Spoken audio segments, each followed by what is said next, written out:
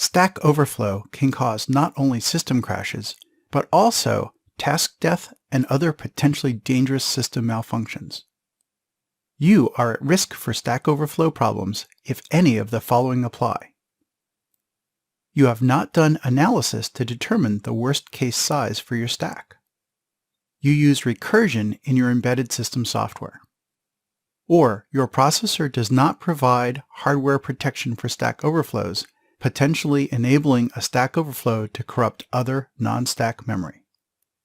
The stack is an area of memory that stores data used by subroutines or other types of functions. Whenever you are using local variables in C or C++, those are managed automatically by the compiler and live on the stack. Behind the scenes, the stack is also used for things like subroutine return addresses. It is also where registers are saved when processing interrupts. Thus, anytime you do a subroutine call, you are putting data on the stack. If you are using a locally declared variable array or other large data structure, you are potentially putting lots of data on the stack. Don't forget that interrupts and operating system calls also use the stack for data. The thing to worry about is what happens if the stack overflows. If you have memory protection, you'll potentially get a fatal system exception.